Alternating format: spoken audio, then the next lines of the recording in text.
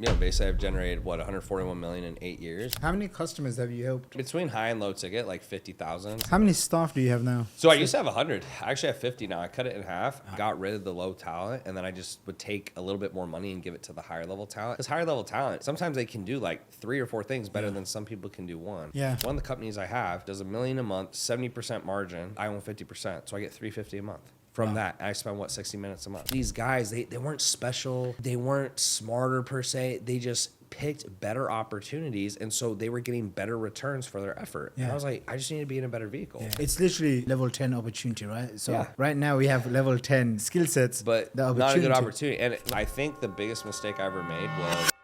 No, it's impressive. It's inspiring. Guys, we have Tanner Chidester here today. Someone I've known for what? Nearly good amount. Good amount, right? I knew you were in the space too. Nah, good amount. Good number of years, maybe close to when you first started. When did you first start? Shoot, like 2017-ish, I guess. It was like, I don't want to so for people that we're in Dubai right now, we're both planning to basically move here and live here now. Oh, you're gonna move here too? Okay, sick. All right. So we'll be seeing. Poor UK, bro. They losing all their talent. I know, bro. I think I saw numbers. They're losing more millionaires than any other country right now. Yeah, I saw last year 19,000 millionaires left UK to come to Dubai. So it's been a wild ride. Yeah. So for people that don't know who you are, how would you introduce yourself? What do you do? Why should people listen to this podcast? What are they going to get out of it? Well, I mean, so when I'm introducing myself normally, I'm just a business consultant because I don't want to go on this huge tangent. But basically, I've generated 141 million in 8 years. I started in the fitness space as a trainer. As that started kind of blow up, I started consulting trainers. That blew up, and then I started getting into full-time consulting. So I still do that and stuff, but like now I'm kind of moving to the big three, at which I consider private equity, tech, and hedge funds. But yeah, man, just business consultant in short, right? And I help people build their businesses. Simple as that. Yeah. How many customers have you helped over the years? Between high and low ticket, like 50,000. I think high ticket's like the 10 to 15 range, right? And obviously you get rebuilds and stuff like that. But yeah, we've worked with a lot of people, and I've definitely it's definitely mellowed me out, and I definitely don't get as upset about certain things anymore. Like it's like, oh, your house is on fire. It's like, yeah, it's all good. We'll put water over it, no problem. Yeah. You just get used to that type of stuff. How many staff do you have now? So I used to have 100. I actually have 50 now. I cut it in half. I think the biggest mistake I ever made was I don't know if you can relate, but I started just like not being involved in the hiring process, and then I think staff members like were just kind of settling, and the culture really got eroded. And then I think a big mistake too is I was hiring like full-time positions for stuff that really didn't need full-time. So for example, you might have a setter manager, and then you have a billing person, and then you have an email person, customer support. And I was like, dude, that's not full-time. I just got rid of the low talent, and then I just would take a little bit more money and give it to the higher level talent. And because higher level talent, sometimes they can do like 3 or 4 things better than some people can do one. Yeah. But yeah, about half now. And I think the biggest thing is like I just got rid of the worst players, and then on top of that, I would just like make certain people like do more tasks, and because they were better, it was actually better for the business. And then I'm involved in the hiring process 100% now. I never hire anyone without a final write-off because it just totally F's up your business. No, I love it, dude. I went from 50, 60 people to 15, 20 people. Oh, wow. I'm much more happier.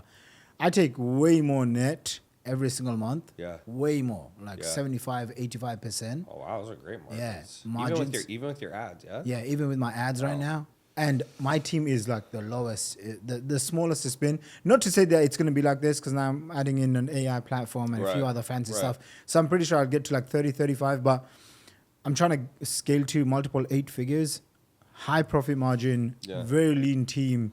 Well, and go ahead. Sorry. Yeah, and just have killers. This is what I've learned about hiring. Like one A player can easily replace like 5 to 10. Right. Yeah. And then on top of that, I think something that took me a few years to realize is it's just a lot of stuff is metrics. So if you're making like $1 million a month at 30%, it's the same thing as making 700 at 50%. Yeah. It's like it's like all this, and then what happens is a lot more stress because it's a lot more clients, it's a lot more staff, it's a lot more this. So just hitting big numbers for the sake of hitting big numbers. Yeah. Maybe in the beginning, I think it's big because you want to kind of say you hit it. Yeah. But as you're getting older, it's like, dude, it's just not even worth it. It's Yeah. like, how much do I make and how much stress do I deal with, right? Same here. Same. I learned that quite a while ago. Yeah. So I've been having a good time with less people, more profit margin, and it also gives me clarity to think outside of just this space. But let's do like, because there's gonna be lots of people that will watch this, and let's do like stuff for the intermediate, like newbies to intermediate, and then let's do advanced stuff. Yeah. Okay. Because like one of my favorite docs, I have to just tell you that I have it downloaded. I go back to it so many times, and it's my convos with mega millionaires and billionaires. Bro, that gave me so much clarity because I just I was looking for a pattern. Yeah. Right. I was like, what? So wait, what is this doc, by the way? Yeah. So what Shaq's talking about for those listening is, a couple of years ago, I got elite CEOs of $2 million a month, and I was like, okay, I want to get even bigger, but I couldn't get it there. Like every time I tried to spend, it was like the costs were too high, the operations were too high, the ads were out of control, and then I was like, okay. I saw Hormozi leave the space. I was like, okay. And then I saw Sam Ovens leave the space. I was like, okay, that's interesting. And I saw Alex Becker. I'm like, okay, there's something going on. Like this, I can't be this stupid, right? Yeah. And so I remember I started interviewing these people. Like I'd find them either on like intro.co or I'd get introduced to someone and I would just pay them. And like some of these guys, they were cheap. They were like charging like $500, $1,000 a call. I was like, fuck, I'll pay that shit. Yeah. So I get on the call and I would just basically say, hey, like, here's where I'm at. I think I need to be in a new model. Here's why. What do you think? What have you seen be effective? Whatever. And then I was looking for a pattern. And I did 40-something interviews. And the lowest level guy had sold for 40 million. So oh my gosh, like so terrible. And the highest level guy was like 4 billion. So I'm getting a huge scope. And as I'm going through, I started to realize, I was like, it's the model. Like, and that's even when Hormozi's book came out, right? So I remember like $100 million offers. You have to make an offer so good, And I'd seen it with my clients a few times because, you get some clients, you're like, man, their skill level is like a 3, but they're making more money than this other client. But the big thing I saw was they usually were in tech, private equity, or hedge funds. I was like, why is that? Like, why are they always in those 3? Like 80%. So if you look at the Forbes list, I'd say 80% are in one of those 3. So they're in tech? Yeah, so let's say Mark Zuckerberg, that's tech, right? What's his name? Ken Citadel, I think. He owns Citadel. Like he makes like 40 million take home a year or something crazy. Yeah, he owns one of the biggest properties in all of UK. Right opposite the Queen's. Oh yeah. 100 million plus. He's loaded. Yeah. And then like for people who probably in this space they know Hormozi, that's private equity, right? It's like basically you're cutting out the dumb people. So I was like, what's the issue with consulting? The issue with consulting is that if you think like clients like athletes. Let's say this athlete's a 1, this athlete's a 5, and this athlete's a 10. Well, the 10 will get better results because he's better. Yeah. And then people are like, well, how can I get a 1 and a 5 the same results? Like, you can't. And they're like, well, I'll just do it for them. I'm like, well, then you're basically running their business. So it's not a viable model. So what a lot of these guys do is in tech, it's like, let's just take Uber Eats. A dumb person and a smart person order a pizza, they get the same result. So everybody's happy. So great, positive word of mouth. You take hedge fund. Dumb person, smart person, they put money in, they get 10%. Nobody's bad. Private equity, they take dumb people and cut them out. So they're like when I'm taking on a portfolio company, I'm like, are they a good CEO? Yes or no? No, they're out. Do they have a unique offer? No, they're out. They have to have both because I can take my marketing and if I put it behind a good offer, I'll get a 10x on ads instead of a 3x. Yeah. Right? And so when I saw that, I was like, oh, so like I'm playing the wrong game. Yeah. Like I'm in the wrong industry. And so what do you classify this? I'd say like internet marketing, info space, like online business, like, and it's nothing wrong with it. Like, for example, people are listening like, oh, poor you made $2 million a month, 30% margin. Like I was making a lot of money, but it's like I want to keep growing. Some guys don't. Yeah. I do. I just really find fulfillment and growth. And I feel like business is one of the best ways to do that. So I just realized, dude, I'm working 100% harder for 10% more revenue. And every time I make more, it's like my margins go down. Like there was literally a point where I was like, I was making more, but I was making less margin. I was like, this is stupid. Yeah. Like I'm working harder and making less. What? So that's what I started going into. Okay, I wanted to get into tech. So my first tech was terrible. I have the second one that's in beta phase, so I haven't really talked about it because I hate when guys are like, "Oh, I have this tech thing. It makes no money." And it's like, yeah. So I have that. I have a partner who's in a portfolio company. He's a financial analyst, owned a hedge fund, so we're gonna roll that out because I think like I drive the leads, he runs it, right? Like that's kind of the trade. And then the private equity play, I'm definitely getting into. I'm not like at Hermosi level or something, but I have good private equities. And like one of the companies I have, great offer, amazing CEO, does $1 million a month, 70% margin. I own 50%, so I get $350 a month from that. And I spend 60 minutes a month. So I started to realize these guys just have leverage, and they have better companies. And like I'll give you some examples. I talked to a guy named Justin Hartfield. He sold weed maps in like 2 years for like almost $2 billion. Well, think about it. He's like, I built a Yelp for weed. So it's like, it's easy. And he's like, all I did basically is once it blew up because of word of mouth. He blew up, and then he basically started selling slots to store owners to like get on there. So he just makes tons of money. Or like Byte, BYTE. It was a competitor to Invisalign, and this is actually one of the ones that was a little more random. But he was like, "Okay, people want braces. I just marketed it better." And a lot of these guys have internet marketing backgrounds because if you think about it, internet marketing teaches you how to operate a business. A lot of these VC CEOs, they have great ideas, but terrible execution, horrible. And then I like look at Shark Tank and I go, you know why those companies don't win? Because they think that their product is going to be viral. They're selling it for $30. I'm like, if it doesn't go viral, you're fucked. Yeah. And so they go on there and they're like, oh, I just need some money from the sharks. I'm like, if it doesn't go viral, it's not going to work because your profit margin is too low. So I started looking at the info space. Like, well, the reason high ticket's so great is you could sell a mediocre product, for $1,500 or whatever, and you'll make money. But then the reason it can't scale past 1 or 2 million is because the quality control is not possible. Like it's not possible to continue to scale and then only bring on good clients or only get results. Yeah. It doesn't work. So if you look at like private equity, you only take the best players and so everybody's happy. Or you look at tech and hedge funds, it's like everyone's going to get similar results. The problem in the info space overall is like you can't do that. And so the negative word of mouth, I think, overall keeps the business from growing at scale. And once ads push to a certain point, that's it. Like, and you know, no matter what offer you have, ads are only so profitable to a certain extent. And so that was kind of my findings from that. And so ever since I learned that was what, 2 years ago, really, I started moving a different direction. And if I had known that sooner, I think I stayed in the space a little too long. We always look back, it's like 2020, but I should start pivoting right after COVID probably, because COVID I think was a little misleading. Everyone's like, oh, making so much money, I'm so good at business. It's like, yeah, you're good, but you're not as good, right? Because when COVID ended, things started to go back to normal a little bit. So anyways, hope I answer the question, but it was just seeing that these guys, they weren't special, they weren't smarter per se, they just picked better opportunities, and so they were getting better returns for their effort. And I was like, I just need to be in a better vehicle. And Warren Buffett talks about that too. It's literally like level skill set and then level 10 opportunity, right? So it's like right now we have level 10 skill sets, but not a good opportunity. And like to give you an example, I had 2 clients, like not as skilled, but one like helps people get green cards, like EBT1, I think it is in the States. Dude, people will sell their children for a green card. So you know what I mean? Like, so that's why you get crushed. Then I had another client who helped high schoolers get into Ivy League schools. Okay. Well, it's like, it's just like, what's my offer? I'll help you grow your business. It's like, it's just not that unique. No matter how good I am, there's so many competitors, there's so many other people. So yeah, I can market it different, etc. But that's the crazy part I thought in my head. I was like, I've been so successful in this red ocean, super competitive space. If I just can get in a blue ocean, dude, I will absolutely destroy because there will be no competition. And even if there is, like tech, the cool thing I like about tech is the moat is so hard to get through. To like, you got to build something to a place where it's even good enough. But once you get it there, it's like if it's really unique, you really can beat people like because school.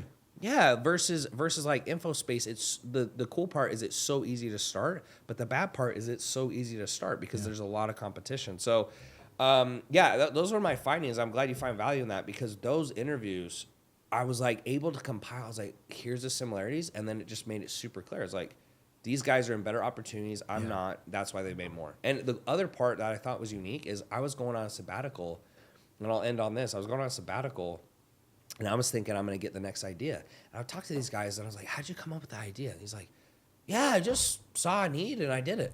And then I talked to the next guy. He's like, yeah, I just like candy, and I just thought Like, it was nothing cool. I was like, so these guys don't even think of the ideas. They just would see something and they'd fix the need. And so then I started realizing, dude, you don't need to get super creative. Like, see a problem and do what you do. Fix it. And so actually, like, the tech company I built was, I saw issues with my customers. Like, what's the biggest problem they have? And I built it around that. We'll see if it takes off, et cetera. But the ideas will crush. Like, the idea itself will crush, but can I execute? Because ideas are a dime a dozen, so it has to actually work. But it was really cool moment for me to see that, because I was going crazy. You know, even like you and me, we went to that event the other day, and there's some good stuff, but like that's usually the game that the marketers stay in. They're like, how can I market this better? How can I market this better? Instead of playing the real game, which is how can I get a better product, or how can I get a better offer, where you can have inferior marketing, but the product is so good. You can have a worse sales team, worse operate, like everything in your business can suck more, which helps at scale, because at scale, things break.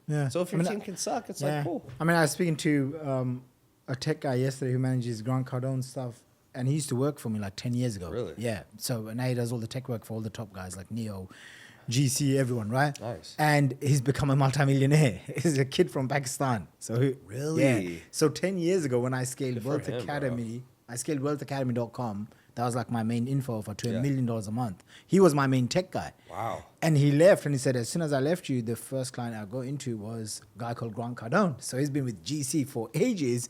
And now he has basically 15, 20 of the top entrepreneurs paying him recurring every month, 10, 15, 25K a month. And just do whatever they ask. Basically all the tech stuff, right? And then he says, it's not just tech, it's tracking. And I'm like, what do you mean tracking? And then I'm like, I know the number one tracking company in the industry. Everyone knows it. Why doesn't GC just use that? He goes, no, bro, it's not accurate. It's actually a really shit product. And I'm like, no. He's like, no, it's a really shit product. That's why they pay me to add on something else on top of this. And I was like, what? Really? Like, really? But it shows what great marketing can do. Obviously, you have to have a great product. But if you have great product and a great market, you can position yourself just like, this is the only option, where like everyone thinks this is the only option. So people will pay $10,000 a month for a tracking software. Well, right. Yeah. Well, and I mean, that's half the game is, if you think about it, it's like, if there's no one else in the space, you don't have to be that good. If there's only one doctor, that's the doctor you're going to go to. So half the battle is, how can you be unique? And some people, they want to be too unique. I think they get way too far out the box. But like my advice, if I went to a new entrepreneur, is like, look, start with something high ticket, make some cash, and then once you learn some skills and have cash, then you can go for your big swing if you want. But I think half the people I talk to, I'm selling this $15 thing, I'm like, bro, you're not gonna go viral. So, and then it's like, how do you sell it? You're not gonna go viral, and your product's shit, and then you can't spend money on ads, so you're fucked. I'm like, and like, it's so clear to me in my head, but these people, they go on Shark Tank and they're like, if this product, like, this is gonna change the world. It's like, your product's probably not gonna be a home run. Yeah. So why do you think, like, just talking to someone who's like new, why do you think that they don't see, like, you took an idea? I remember like when you were with those other guys, you were in, I think, their coaching program, whatever, and then you just went like, I remember you from those days. And so, but why is it that you do that and then someone else is struggling to sell a $2,000 product? Like, what's going on in their head? I just think it's... You can be as direct as... I just think it's the level of the person. Like, for example, every program I've ever done, I'm one of the best clients or the best client. Why?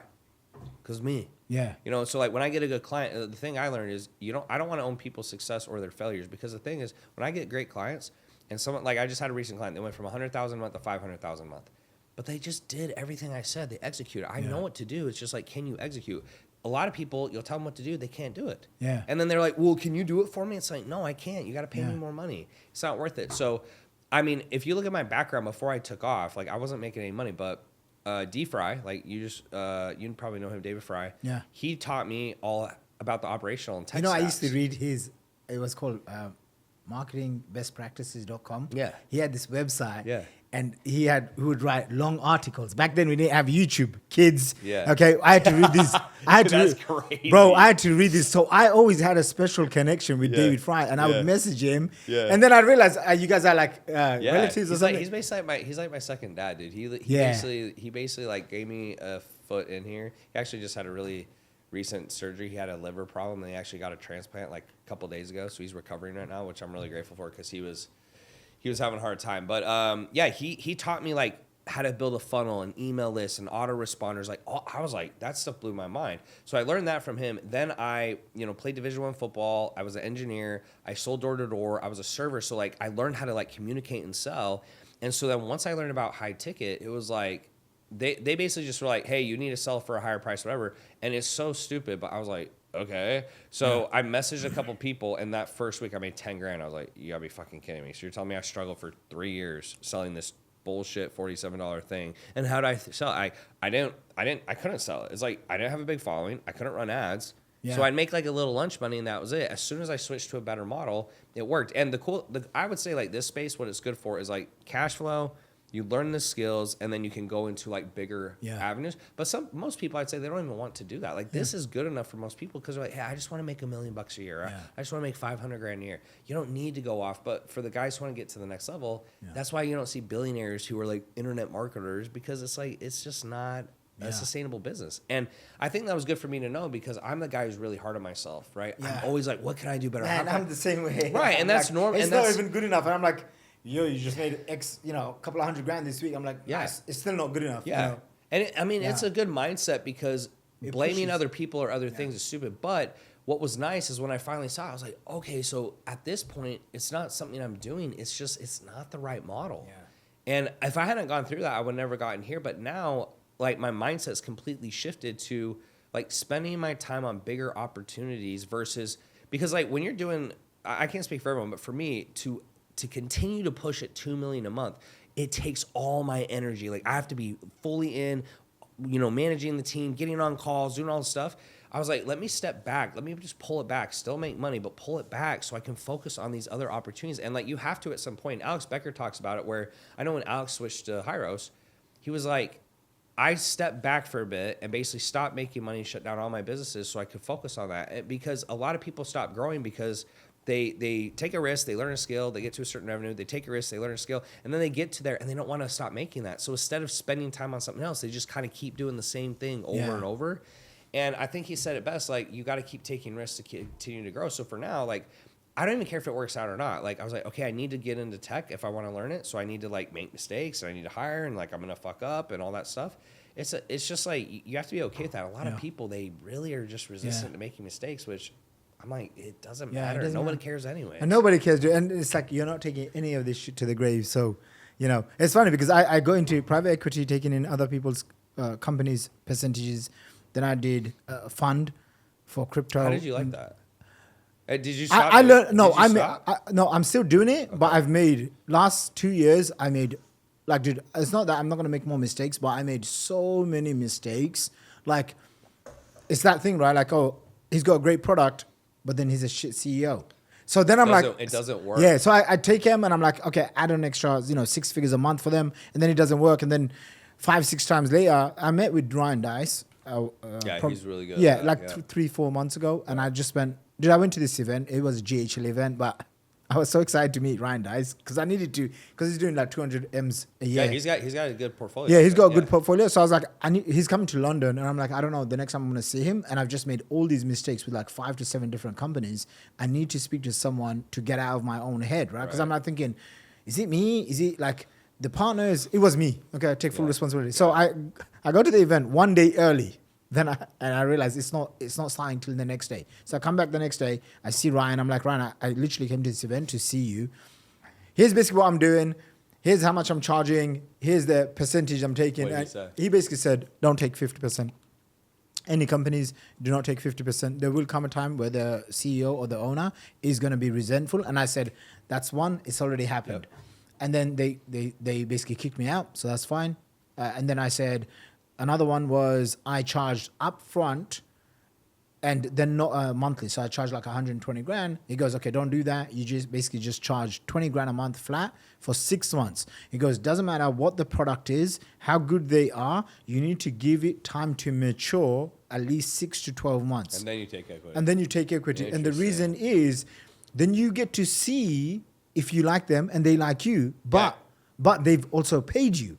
Right, so that means you're not. I like that because, he was explaining this, right, and then he was basically saying, don't take anyone that's under like 5 million, yeah, because so I was taking the ones that were like under 1 million or around 2 million ish. And I was like, dude, I can get to 8 figures. I've done it so many times for myself. And he said, don't do that. He says, like, the less that they make, it just proves that they're not that good. Right. No, like, and it's funny you said, so maybe 5 million should be my new number, but I tell people I want 100,000 a month is literally my, like, the lowest I'll go, because if they can't even do that, it means you can't sell, you can't even get basic hires, you can't do stuff like that. I agree with you in this sense as well. They got to be a good CEO, because I would find someone with a unique offer, but then I'm basically running the company. I'm like, well, I'm not making enough. Like, I need to make 100% if I'm going to run it. Or then number two is that they be a good CEO, but like, I sell fitness. I'm like, bro, it's just not that unique. It's like fitness is fitness is fitness. What I like that you just said, though, is what I've been doing is I saw what was nice. My best portfolios I've worked out, they were clients first. So they were clients that came through, so I could see that up front.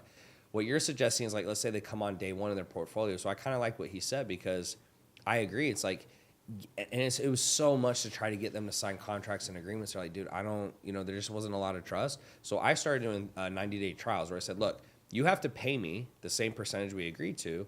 It's kind of similar to what he's saying, but like after 90 days, if you want out, whatever, you don't have to do anything, like, because there's no agreement. It's kind of what Ryan said, dude. He said, hey, he's not charging a percentage, but he basically said, hey, try it out first and then see if you like it. Because what you'll see at that point too is if you give them direction, they can't follow it. It's like, they can't follow it. It won't work. And this is what Eddie and me were talking about this.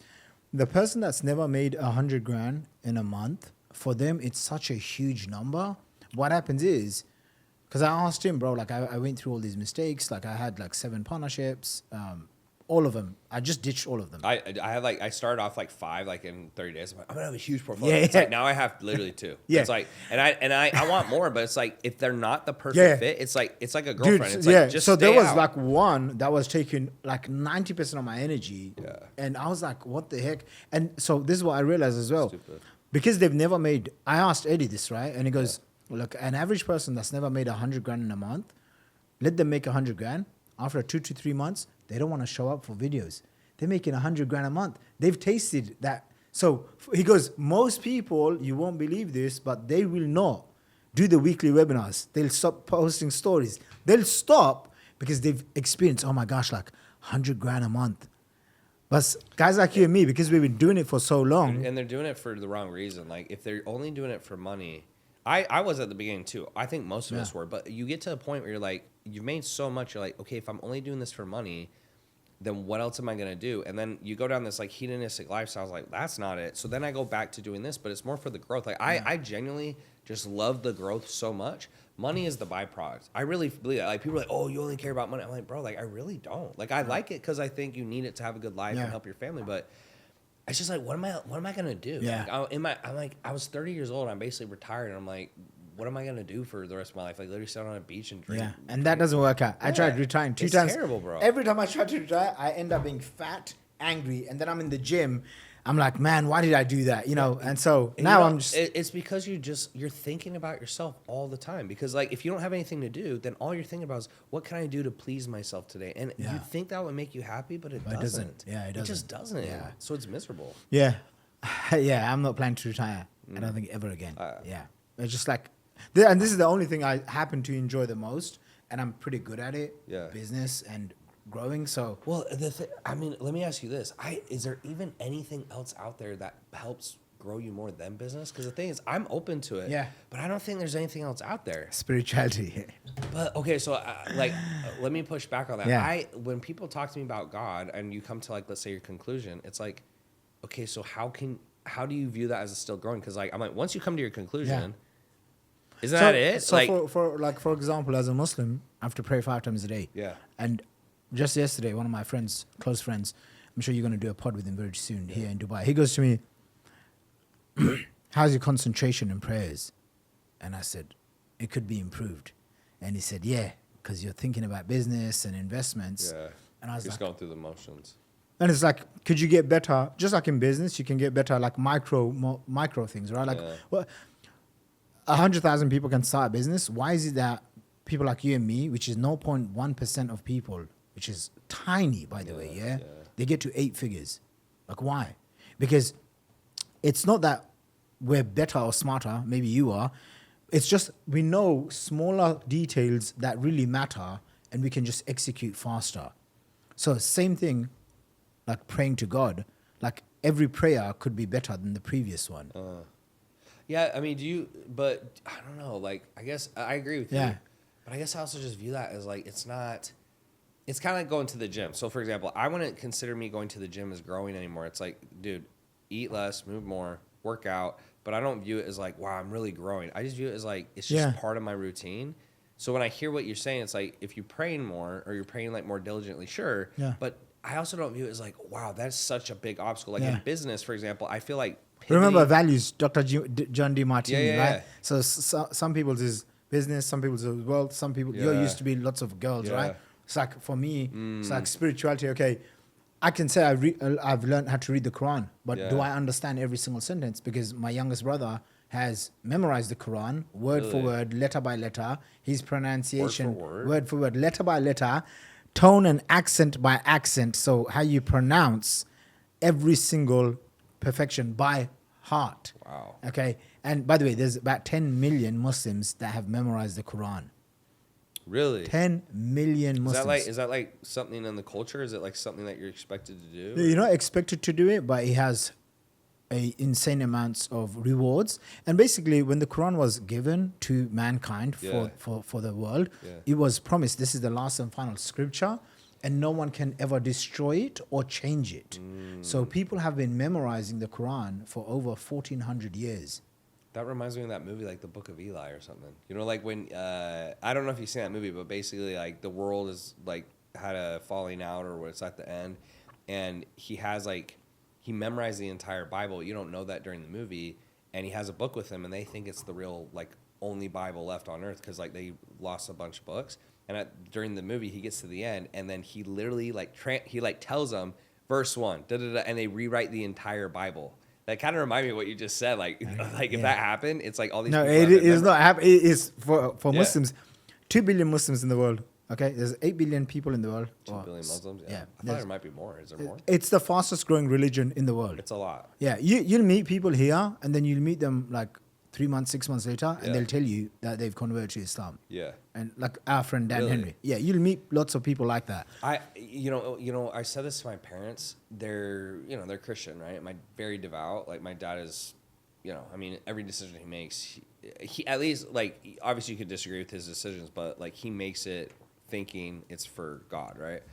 But I told him, I was like, you guys are probably like Dubai more than the U.S. I was like, because over here, they're more Christian than over there. I was like, the rules and the stuff they do over here, it's way more in alignment with the way you guys think than over there. Like, it honestly is, because it's way more like conservative here. It's way more, like, they don't deal with shit over here. It's like in the U.S., the way I describe Dubai is like, in the U.S., it's more about freedom. So it's like, you have the right to do whatever you want. And I'm like, I kind of get that, but over here it's more about order. So they're like, you can do whatever you want, but we'll kick you out. Yeah. I kind of like that. Yeah. Like, because I'm like, dude, if they're acting like jackasses, like, dude, I've been coming here since I was like 23 or something, whatever. Like over a decade.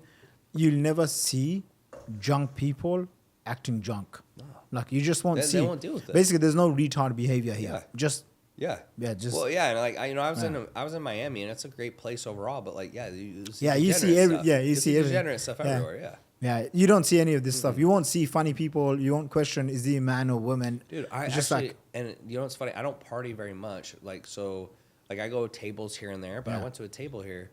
They didn't check any of my stuff. I was like security in the U.S., like, they're checking your, like, bend over here. I mean, they're checking everything. Like, I remember I walked in.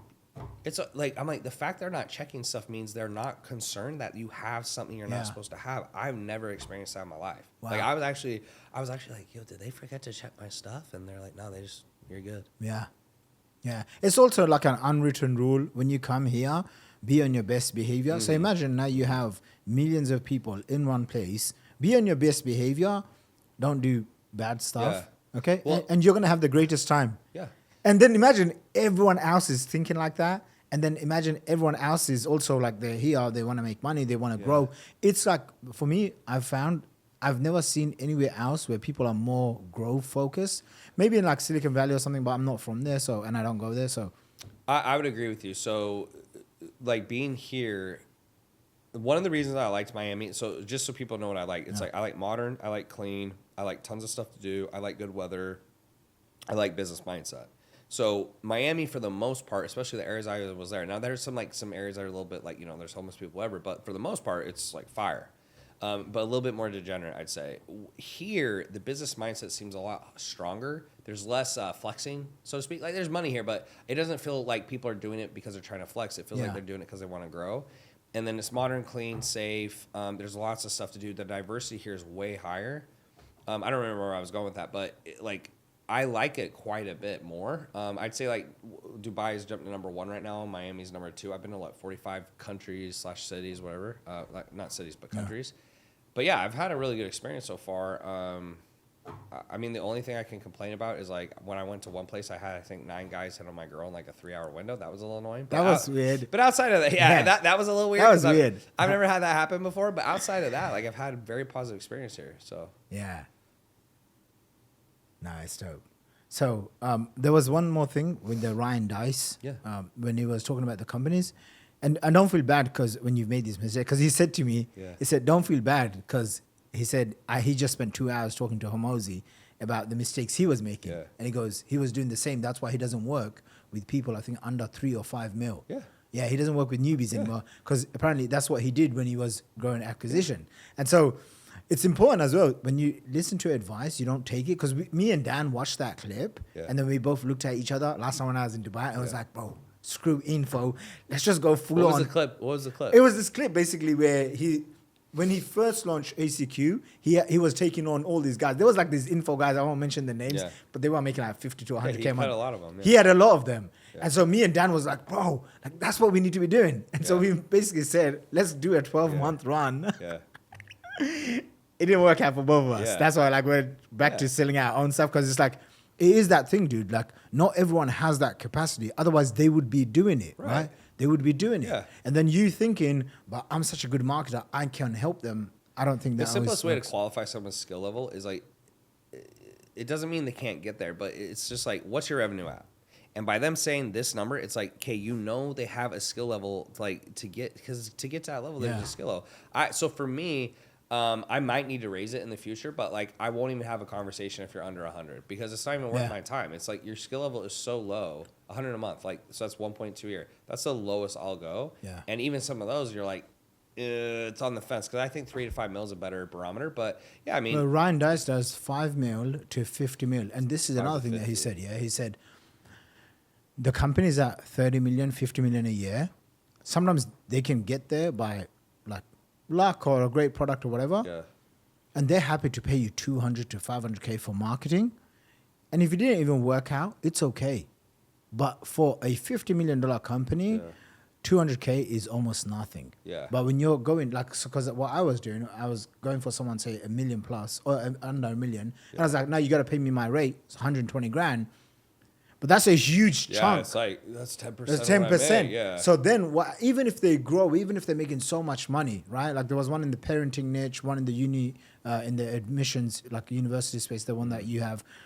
So they grew, but then it's like they don't want. At that stage, they're like, I don't want to give you 50%. Yeah, I don't know if you do this, but what I basically say to people up front is I try to scare them off. So I'm like, look, just so you know, at some point, you're going to be paying me a shit ton of money, and I'm not going to be doing hardly anything. My team's going to do it. So it's like, if you're not okay with that, don't sign up. I was like, if you're not okay with the contract, don't sign up, because if I build it and in 2 years you want to get out, no. Like, I'm not like, because that's the easy thing in court. It's like, I own this, he's not paying me. Like, those are easy judgments. But I'm like, if it's in the beginning, no problem, because I don't want to have a marriage for 10 years where it's like 2 months in there, you're having a problem. But I'm like, if we get 3 years in, you have tripled your business, and then you say you don't want to pay me, like, no, boo, F you. Like, I'm not doing that. So I just find, like, it's almost like before you date someone, here's all the worst things about me. Are you okay with that? Yeah. Because then they're not thrown off, and you're not telling people, oh, this is going to be the best thing since sliced bread. We're going to be buddies and homies. I'm like, dude, I just think the best thing you do is, like, give it to people straight so they can make a better decision. And if they don't want to do it, it's not a good fit. Yeah. And I've actually avoided some bullets that way because they're like, oh, so, okay, yeah, that is a little bit different than I thought. I'm like, yeah, dude, I mean, I need leverage. I'm like, so if I come in and I have to do everything for you, I don't have any leverage. I just might as well take 100% and start down company myself. So you would obviously bring your team in. Mm-hmm. Let's talk about teams, yeah? Yeah. Let's talk about teams. I like talking about execution, cash, strategy, and teams. Sure. Teams. David Fry said to me, Shakira, I have the best COO. But I said, really? I need him right now. He said, I just gave him to Tanner. You're about to see his business blow up. Oh, yeah. Guy's name was Ben. Yeah, dude, he was good, bro. Dude, I literally saw you blow up. Yeah, he was good. Yeah. You're talking teams in general or in terms of the portfolios? Let's do teams in general. Okay. Hiring, firing, mistakes that you've made. Yeah, because I'm sure there's a lot of mistakes. I mean, in short, I think the worst piece of advice I ever got was, so I think first in the beginning, I just got lucky. Like, my 2 first hires were my brothers, and my brothers both work for Hermosi now, which is great. Okay. And it's cool because, like, it kind of makes us closer. My family's integrated and stuff like that. But, like, they were amazing workers. And then I think my first initial hires, I had Ben, I had Kim, and anyway, some people you don't know, but, like, they were really good workers. I think I lucked out. And I was also really hardcore, so I think that kind of pushed people away that weren't good fits. Over time, you start realizing, okay, if I'm like too aggressive and too crazy, like people don't want to work here. But then, if you're not pushing back, you kind of get the wrong fits. I think one of the worst piece of advice I got was, oh, Tanner, your expectations are unreasonable. Like, people are not like you. Like, you're the 1%. And I agree, but I took it too literal. I was like, yeah, like I gotta be more tolerant. So before you know it, I have these people coming in the business and like they don't value the same things I value. So, for example, I don't need someone to, like, I go to the gym a lot, like, way too much. But I don't need someone who comes in and is like, I go to the gym every day and da-da-da. I don't care. I'm just like, do you value doing a good job? Do you value, like, working hard? Do you care, like, about, like, treating people correctly? Like, do you take pride in your work? Like, just simple shit. Yeah. Like, people are like, why do you work so hard? I'm like, dude, because, like, I want to be the best I can be. I don't know, like, that's just who I am. Yeah. But you get people who come in, they're like, yeah, how much time off do I get? Or, yeah, like, at 5 o'clock, at 5:01, I'm off. Like, it's not bad per se. It's just not good for your business. Yeah. And so I hired way too many of those people, and then I had to cut the fat. And then I realized, okay, I was too soft. So it's like, I think it's a balance where you basically set standards. And you're like, hey, these are the standards to be here. If you can't hit them, no problem, but you just can't be here. And so I've just really hold that line because what people do is they have a hard time having uncomfortable conversations. Luckily for me, I don't give a fuck. Like, I'll just say it. But I think I would handle it in the wrong way sometimes. Like, I'd come down really hard. So now it's just more like, hey, so, XYZ was happening. Like, what's going on? And I'm like, okay, do you not understand how to do it? Or, like, are you choosing not to do it? And usually they're like, oh, I don't understand. I was like, okay. So, like, now that we've had this talk, you understand. So if, like, it happens again, you can't be here. Cool? Like, and it's just holding the line. And then also just when you're doing interviews and hiring, not selling for good enough. I think a lot of times you're growing and you're growing really fast and you just need somebody and the pain is so high. You're like, all right, they'll do. Like, we just got to get someone in. It doesn't matter. I think in some cases that is the right move because I think it's nice to say, like, don't rush it. But sometimes it's like, dude, like, we literally are out of capacity. Like, it's either hire this person, we got to slow down. But most of the time, you want to treat it like a wife where it's like if they're not the right fit, it is better to wait and wait and wait and wait and wait as long as you need to. So, like, right now, I'm really trying to push organic. Like, that's become a big thing for me because, like, I'm the ads guy. I've done a lot of ads. To get to the next level, I need a bigger brand. And so I'm trying to find a content strategist. But it's, like, the hardest thing in the world to hire for because if it was so easy, everyone would be at 1 million subscribers. Yeah. So I'm going through these trial phases and, like, I want it to be fast. But at the same time, what I'm doing is like, okay, you get a month. Guy comes in, doesn't do it. Okay, next guy. Guy comes in, doesn't do it. Next guy. You have to be willing to offload people and just tell them that up front. I'll just tell them like, hey, like the numbers have to go up. If they don't go up, you're out. Like, and I don't know how to do it. So like, that's why you're here. Yeah. But like, if you don't know, I don't know what to tell you. You got to come in or you got to go. And that's just been better for my business because that's how business works. Like, I don't know, people get too attached or they get like really, I don't want to have this conversation. And I just like, at the end of the day, I think when you can just look at stuff with data and logic and numbers, the decisions to make are really clear. People just get emotional about it or they feel bad about it. And I understand where people are coming from, but like, let's take like sports. If you're a head coach and you trade a player, like, I don't think people understand, like, you're uprooting his entire life. Like, he has a house, he has family, he has kids, he has to move. It's like, sorry, like, it is what it is. Like, it doesn't mean like, oh, you know what, we're going to uproot his life and stuff, so we'll still pay him too much money. And he's not. I've made this mistake in the past. Holding on for way too long. Yeah. And I'm like, one of the guys last year I let go, he was on my team for like 8-9 years. And I could just see like some people grow. Like every year I want to get better at business, at like life. Yeah. He didn't have that. He was just like, And I was like, okay. Or they even start going down because they get and he was going complacent. down. He was going down. They just like, oh, I've been here so long, I'm never gonna get fired. Yeah. And it's like, dude, like you need to earn your keep. Yeah. And so then they take advantage of like, I don't need to get this done or miss client deadlines. Yeah. Where are you hiring people? Where are you finding your best stuff or like team members? Yeah. So I mean, the best way, but it's the hardest way is poaching. Because at the end of the day, if someone has a job, that's why that shows like they're somewhat competent. If people are looking for jobs, that's not a great sign usually. Yeah. Even when I think of my brothers, my brothers worked for me for 6 years, and then it was just time to move on and stuff. I'm actually really happy about, but working with your family can be tough in some ways. But when they moved on, I mean, they had jobs immediately, and then even the new jobs they've gotten, they basically got poached. I mean, like, like people are like, will ask me, hey, your brothers are doing this X, Y, Z, ABC, like, are they available? And I'm like, no, but if you pay this price, they'll probably become available. So poaching is gonna be number one, but like that's the hardest because the amount you usually have to pay has to be way in excess of what they're currently making. So if they're making $30,000 a month, it's like, are you willing to pay 40? Because if not, like they're not gonna leave. That's number one. Number two, I would say is LinkedIn. Indeed is an absolute shit show. It's a cesspool of shit. I don't know what it is about Indeed, but it feels like people on their last dollar and they're just trying to get some money. LinkedIn seems to be better. You still obviously have issues, but usually we'll go through LinkedIn. We have some type of application. The biggest thing on the application is I'm just looking for experience. Yeah. Like end of the day, it's like, do you have experience doing the thing? And then when I get on the interviews, the best question I ask, to be quite frank, is I'll just say, what jobs have you done in the past? So like the last 5 years or whatever. And then tell me what you've done in a day. Because, dude, you will get people who apply for positions. They're like, I'm a account manager. It's like, what'd you do? Well, we did offers. I never ran ads. I never did sales. I'm like, so you basically are a shit account manager. It's like, if I'm helping business owners and you're an account manager, you have to fucking know everything.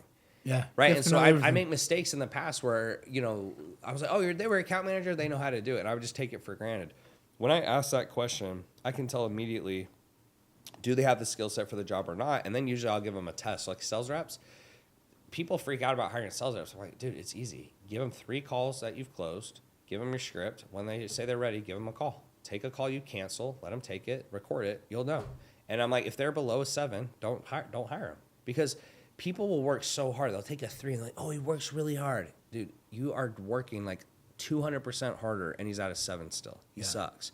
Just find a 7, put a little bit of work in, and then he's a 10. Yeah. So I have an account manager right now that was a media buyer. In fact, what I did for account management is I stopped hiring like coaches. And I just went to media buyers. I was like, you're a media buyer, but you're going to do all this other shit. And their marketing level and savvy is so much higher that I've gotten amazing results with that. And I just had to do teach them a couple things, and they've crushed it for me. How much would you pay an account manager? And how many clients would they handle? Yeah, so for me, like the sweet spot I found is I give them a 5K base, which I think is the lowest base you can give, basically. So a 5K base, but I give them 10% of upgrades. And so most of my account managers, if they're good, they'll make more from the upgrades and re-signs than they do from the base. So let's just say on average, like between 5 to 15K a month. And then what was the other question? What other stuff do they do? Yeah. So basically the account management is, they're coaching the client essentially. So we have different packages, but let's say they're coaching the client. How much would a normal client pay? Like an for average? Me, like our lowest base program is like 16,000 for 4 months. And then we have a 48,000 for 12. And then we have a 98,000 for 12. So most of the clients, if they're lower, like they're just coaching them, right? They're coaching them. They're helping them with DMs. They're helping them with their sales calls. Like, the basics, kind of the skills. The higher level clients, they'll actually come in and we'll do done for you stuff. So I don't think of myself like a full on agency like Eddie we were talking about earlier. Like that to me is just like not the direction I want to go. Yeah. But and good for him. He can pull it off. I don't think most people can.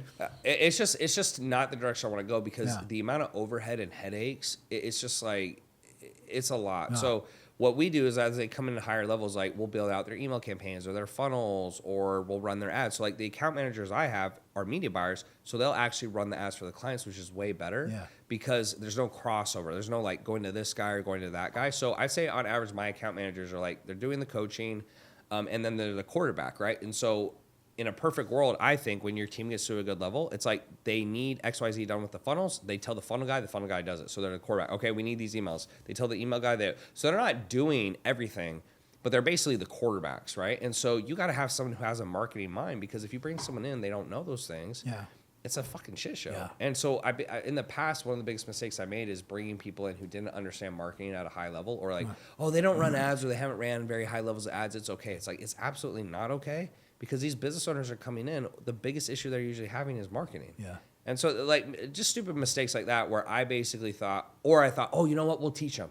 No, dude. Like, you are paying for their brain. If you're teaching them, it's like, let them go learn on someone else's dollar. If you're paying high, like, I would say premium money, if it's a low level or you're in the beginning of business, fine. But if you're paying premium money and they're making, top end of the market or whatever, it's like, they should already know what to do or get the fuck out. Like, it's just, like, your job is assembling the Avengers. Yeah. And a lot of these CEOs are like, these books are like, yeah, you can pour into your team and make them great. And if you don't, you're bad. I'm like, look, would it make sense if a coach got the worst draft pick and then the player's not good? It's like, is he a bad coach? It's like, no. Like, people will talk about Phil Jackson. I'm like, dude, Phil Jackson coached Kobe Bryant, Michael Jordan, and Shaquille O'Neal. Shut up. Like, yeah. Now, is he a good coach? Sure. But it's like, he had the best players. So what I've realized is, instead of trying to coach and, like, constantly stress out and make sure they're doing a good job, what I've realized is, now that my team is, I have a really good team, dude, I don't spend any time, like hardly any time, with communication, or the communication is really fast. So I'm like, hey, here's this client, here's what I need, da-da-da-da-da. And then basically, after that, they're good, or they'll come to me with questions, but that's it, and there's no problems. And they're just getting results. That is the best way to build a business, because if you don't have that, you don't have time to expand and grow. You're constantly putting out fires. Yeah. So that's what I found, at least. That's what makes you a badass CEO. Yeah. You got to be a quarterback. You're the coach of the team, and your job is to assemble the team. It is not to make shitty players good players. And to be frank, it's so, like, they just don't have what it takes. Like, if I look at someone in basketball and you're like, dude, I taught him everything. It's like, dude, he's just not athletic. He's like 4'6" and he runs like a baby. Yeah. Like, I don't know what to tell you. Find the best players, and then you'll tell them what to do. And it's like, wow, you're such a great CEO. It's like, dude, he's just a better player. Yeah. That's it. It's that simple. I don't think it's that complex. I just think in the beginning, you really, like, I would read books and it's like, yeah, I got to pour into your team and all that. And yeah, it's great, but it assumes everyone's smart. It assumes everyone's competent, and a lot of people are not. And there's also a cost in training. Like, a new rule that I have for myself for the next, 3 to 5, the rest of my life is no newbies. Like, anyone that's new, like, let them go learn somewhere else. Yeah, because how much have I spent training people, and then it's like, even one of my copy guys, I didn't actually have the right role for him 5 years ago. He joined your team. Oh, no shit. Yeah. And he loves, like, working with you. And, like, we'll talk maybe once every, like, 6 months or like once a year. He'll send me a message. And he's always grateful, but I'm sure he used my name, whatever. But I remember, even at that time, 5 years ago, this was during COVID, I wasn't in the business, like, full on, because I was being a half-assed doing crypto, other investment stuff. And he saw the opportunity with you. He ran. Yeah. Right? And so, and I think he did work with you for, like, many years. I don't know if it's still on there or not. But, yeah, like, he wasn't a newbie, but he did learn on my dime for a bit, and then he went straight to... Right, so it's like, I get all the benefits. So, like, if you're the first boyfriend, all the mistakes you make, it's like, I get the benefit, because, she learned, like, I don't like this, she probably matured. It's the same thing. So I just tell people, it's like, look, when you're new, that's normal. You got to kind of sometimes bring those people in. But once you get the business to a certain level, it's like, if you're going to pay them good money, they better freaking be able to earn it. Like, I tell people, I'm like, look, I'm not here to babysit you. Yeah. I'm not here to tell you what to do. Like, I bring in a content guy. I'm like, look, I don't know what to do. You do it. If I have to tell you what to do, then, like, I don't even want to pay you what I'm paying you, because that's the whole reason you're here. I just think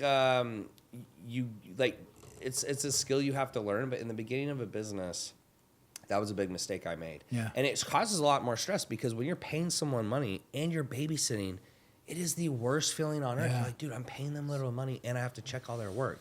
The whole point is, like, pay them money to get time back. Yeah. So now, like, with my team, I basically just have super competent people, and I'm, like, very uninvolved. Like, for the most part, I'm like, hey, if you guys have an issue, etc., or if I see something wrong with the numbers, I'll check in. But for the most part, I don't really have any red, like, flags or fires anymore.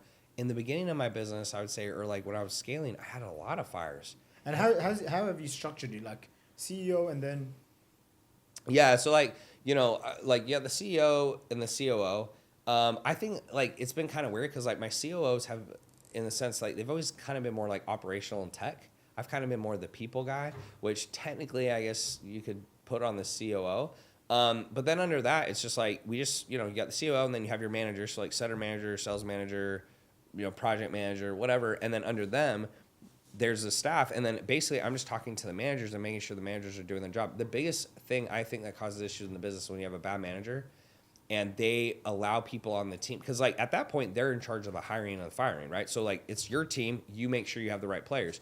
And then you get managers who they're not confrontational, they don't want to hurt someone's feelings. Oh, it's not my money, so whatever, we'll just keep them on the team.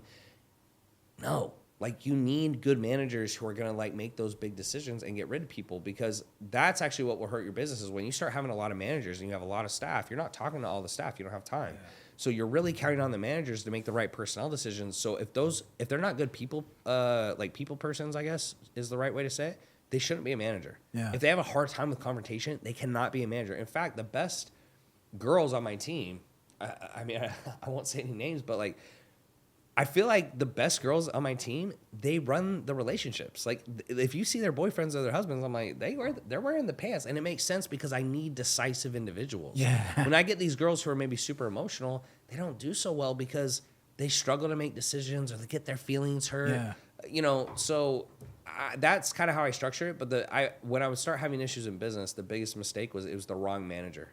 Because you're talking to the manager and the manager's like, oh yeah, here's the issue, here's that. And they're telling you completely wrong stuff. And then you look in further and you're like, dude, this person shouldn't be here anymore. Like, this should be happening. Why are you not managing them correctly? And so it trickles down from the top. So the better your top level talent is, the better the rest of the company is going to be. If you make a mistake up here, it's very costly because you usually won't see what the problem is because they're miscommunicating to you, right? Like, they're telling you it's one thing, but it's another. I remember so many times I would check in, they're like, oh, these leads suck. And I go in there, I'm like, bro, I just booked like 5 of them. These leads are fine. Yeah. Stuff like that, right? So. Nice. Biggest mistake you made in hiring? Too many. Yeah, I just think getting uninvolved. Like, there came a point in my business where it was so easy. I think, like, I was growing really fast, and then I also think, like, I mean, I was like, right before COVID, I was growing like 100,000 a month. I mean, I'm not shitting. I was like 100, and then 200, then 3. Like, it was just crazy growth. And then COVID happened, and it went even crazier. So I think I just got lazy. And I was like, oh, I'm the man. Like, it's always gonna work forever. Da da da da da. And so I was just like, you guys deal with it. And so I let someone else make hiring decisions that didn't have the level of expertise I had, and then it's literally the most important part of the business. Like, there's nothing literally any more important. That was the biggest mistake I made, because once I got involved back in hiring, I can see what's going on. I'm like, give them this test. Let me see it. Like, before we hire, like, let's say a DM setter, I'm like, okay, have them do some tests and then send me the video. If people say they won't do it, I'm like, tell them to fuck off. Yeah. Like, I just won't take the risk. Like, I'm so, it's like I treat it like a wife. I'm like, I'm going to make sure, like, this is 99% sure before I make a move, because if not, and you bring on the wrong person, the amount of time and energy and effort and money they are going to lose for the company is astronomical. And then you're right back in the same boat a few months later. Yeah. So I just think that was the biggest mistake, is like pulling myself out of that process. I was super stupid.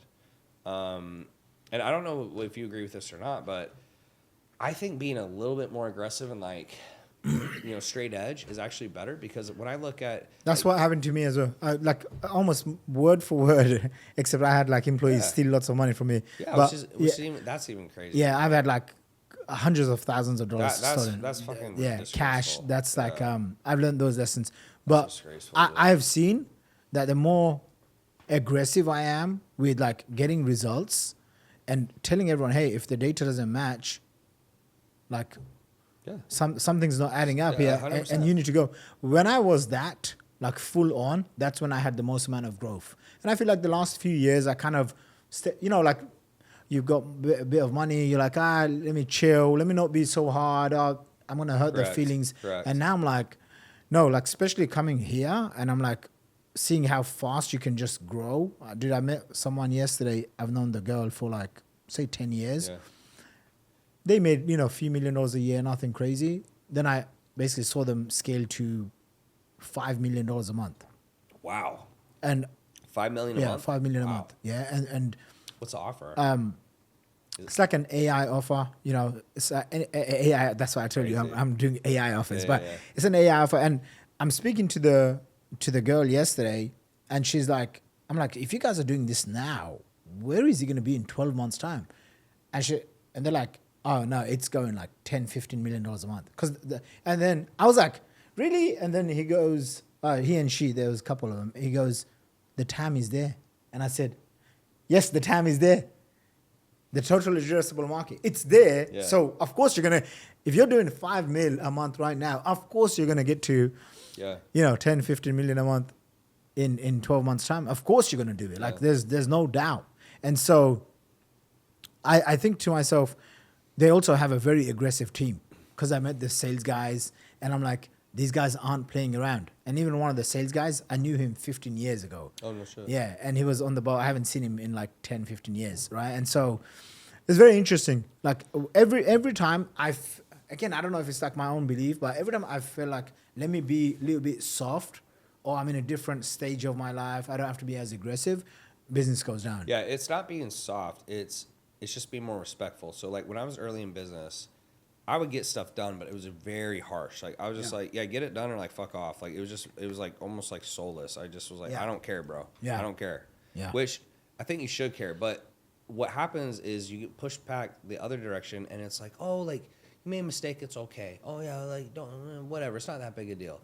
I think the key is like you hold the line, and then it's just how you deliver it. You're like, look, this is the standard. You have to hit it. There is no negotiation. It's like, this is the standard. If you do not hit the standard, you cannot be here. So, like, I want you here, but, like, you didn't hit it today. If it happens again, you got to go, okay? And just kind of saying it that way, because if you look at some of the best CEOs of all time, Elon, Jeff Bezos, who else could we throw in there? At least those two. Like, I think... Jensen. Yeah, I think, like, on average, like, the sentiment's kind of, like, they're kind of dicks. Yeah. So Steve Jobs, dude. Right. Like, Kevin O'Leary said he, like, worked with Steve Jobs. Like, I should send you that clip. And you hear Kevin O'Leary, he goes, like, Steve Jobs was a complete asshole. And I'm not saying that you have to be one, but at the end of the day, he did build Apple, right? Right. So I guess what I was trying to say with that point is, like, I don't think you have to be an asshole. I think some of these guys are over the top, but... The reason it works is they hold the line no matter what. That's the point. Is like there is no negotiation on the standard. Some people are too soft and they're just lowering the standard, and then that's what hurts the company. Yeah. So I think in the perfect world, like you have to hold the standard. Yeah. You can be nice about it, but as soon as you stop holding the standard, that's why there's issues. Because like you know what the standard is, and if they're not hitting it, they gotta go. Yeah. And then also it trickles down to your team, because if they see you not holding the standards with other people, They just allow it. And like with my team, I'm just like, look, it's just not acceptable. I tell them, like, I don't care if you've been here 10 years, 5 years, 2 months. It's like, if you start dropping your standard and you start giving me problems, you're gone. I don't give a crap. I'm like, this is not like, oh, you've been here for 5 years so you can make mistakes crap. I'm like, no, like you don't make mistakes. You know what you're supposed to do. Get it done. Yeah. I don't know. Yeah. I just think it's got to be something like that. Yeah. No, that, maybe we don't have to be assholes anymore. But I have seen... That's basically maybe a better term. Just raise the standards. Just like raise the standards and just hold on to it. Yeah. It's interesting. It's fascinating. It makes you grow up a lot. Like think about how many people you've hired that are much older than you. Yeah. And then who have you seen? Like I've hired. So I'm also trying to talk as less as possible so that I can you're good, bro. Like ask you all these questions so I can be learning as well. No, you're good. But I remember like at 23, 24 years old, I was making like 300 grand a month and I was like stuck there. And then this one kid comes along, he's like 18, 19 years old, Jamie. And the next month he gets me to launch like 3 new offers. And one of them I'm still selling till today, which is like 10 years old. And the next month we did 600 grand a month. And then the next year I did 6 million, then 8 million. And it was because this one new hire that I got in, he was like a CMO / offer guy, whatever. So the reason why I'm saying this is because like one A player doubled my entire business. Yeah. In your business, can you give me a couple of examples of who they were, what did they do, and how you're like, oh my gosh, I can't believe like. Yeah, so, and some were actually surprising. So I think the first one was my COO Ben, like that you spoke about. He came in and I think I was doing like 300 or 400 a month, and like I was running my entire business like on Google Sheets. He was just like, "Where's this?" I'm like, "Bro, it's like." I'm like sending him random links. He's like, bro, like, do you have like any project management? I was like, no. And he just kind of like helped systematize the business. He gave it some structure. I didn't have to tell him what to do. He came from like a marketing background, media buyer background. I think he had like a 7 a multi-seven-figure MLM company. Like he just had a lot of traits, and he was older as well, so he's like more even-keeled. So I think it was kind of the yin and yang. He really helped out that way. The other one that comes to mind, my brothers were great. My brothers didn't have as much experience in certain positions, right? Because that was their first whack at business, but they worked so hard. They just worked. They would even today they're still workhorses. They just outwork everybody, and so. They always wanted to learn and grow. So even if they didn't know something, they would always put in the effort to go and learn it. And that was pretty invaluable. I think the only time I had an issue was I put them in like super high level leadership positions where it was like VP of the entire company or CEO of the company. Cause like they just don't have experience. Right. So there's just some things like that you can't teach per se. It's like kind of going through it. So like if you had a CEO who came in, who's never done it, that's a lot harder than someone who's actually done it. But they were really good. My account manager now is really good. This guy came in. He actually surprised me. He came in. He was just a media buyer. I was paying him hardly anything. And then one of my account managers left, and I was kind of like stressed about it. I was like, oh, no. And then, I brought him in. I didn't know if he could do it or not, but he's just super intelligent and works super hard. And he's really just knocked out of the park where he just really he understands marketing. He's really... he's almost like a therapist, like attitude. Like he just really can handle clients' moods. Like clients will go up and down. He's really good at handling it. And he's really just improved and he wants to grow. So like he's like, hey, I want to get better at sales so I can do more upsells and stuff like that. I think last month he made 13 and his base is 5. So he's making more from commission than he is from the other stuff. And he came in and making 5. Like he was making $5,000 a month. So he's what was that 60% increase, 70% increase in his salary. So it's really just, again, when it goes back to A players, it's just people who come in, you give them a little bit of direction, and they can basically just run with it and crush. And that's been the best players because, like, why are they the best players? Because they get great results and you don't have to do much. Yeah. I think like, looking at back now or trying to hire people, it's really just comes down to, like, obviously any experience they have, and then what are they like? So this guy he's a young guy. He is married, but he has no kids. And all he wants to do is work and grow and grind. So in a perfect world, I mean, even like I was at ACQ, I've seen Alex before I came out here. Like, dude, their whole team is like a bunch of young 20-year-old dudes, and it's like all they want to do is work and grind and hustle, and it's like it's perfect for their culture because that's what they want, right? So like in a perfect world, I actually will tell people the best hires usually it's like. Guy in his mid-20s, early 30s who's like single and he's worked, he has experience and he just wants to grind because if you're in a perfect world, all you want them to do is work. Yeah. I have a couple now. I have a couple now and they'll tell me that they're workaholics and I just love that because I'm like, I'd rather you be that than me. Yeah. And they're like, I just can't take the weekends off, I'll have like messages at 2 a.m., saying like, oh, what's there to do? Because I'm ready to work. And I found them to be really good. Oh, you were obviously with Alex during the ACQ launch. What was your biggest takeaways? And how long have you been friends with him for? Yeah, it's the way we kept, because people ask me this, they're like, how'd y'all become friends? I'm like, honestly, he reached out to me and he wanted to meet. And I was like, no, fuck this guy. He wants me to sell his shit, which is funny now.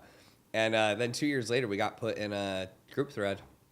And he saw I was in there, and he reached out via text. I was like, because he reached out via social. I was like, I can just pretend I didn't see it. But he reached out via text. I was like, if I ignore it now, it'll be kind of weird. He's gonna see me in person. Like, I'll just take the call. We took the call, and it was fine. It was great. And he just wanted to connect, and like he's just a very curious guy and wants to learn. And then a couple years later, his stuff took off, and we've been good friends for a few years. And dude, I mean, number one is like he's just a beast. Like. There's very few people I see where I'm like, they work harder than me because I work really, really hard or I'm really impressed with them. He's just a different breed, bro. I mean, he really is. Like, he just outworks everyone. And he's just super intelligent as well. He puts in a ton of effort. Like, I know for that launch, like, the amount of revisions he does for his books and the webinar slides, like, those slides he did, like, every single slide is meticulated and thought through and careful. And I mean, I don't know, dude. He's just impressive. Like, it's just like even the stuff he comes up with or he thinks about, the way he questions things, even just like philosophically, like how he thinks, I find really fascinating. I really value intellect. I know that because when I'm around people who I find smart, it really stimulates me. It makes me really excited about life. When I'm around people where I don't feel like they're very smart. It really kind of depresses me. I'm like, oh, this is like not. It's like a drag. Yeah, it's like a drag. And so he's probably one of the smartest people I know. Layla is as well. And so I just get a lot of benefit from that, because even when we're not talking like necessarily about business, right? And I try to stay away from that as much as I can, just because like we are friends and I don't want him to ever think, you know, like Tanner's just talking to me to like get free consultation shit, right? Yeah. But he just thinks about things in a way and says things in a way that is very thought provoking. So yeah, I mean, I guess the takeaway is just obviously he's super impressive. You know, he thinks things through really carefully. I mean, there were so many people there. Like, it was crazy, like, the amount of sales reps they had there and stuff. And then he brought in those special guests. I mean, he just goes balls out, and I respect that, because the way he thinks, I think the way I view him compared to me is he thinks the same, and, like, he wants to do his best and compete. But sometimes I'm even impressed, like, the way he, like, the things he comes up with, right? Like, I'm like, man, like, that's a really good idea. Like, how did he come up with that? He's just really good at that type of thing.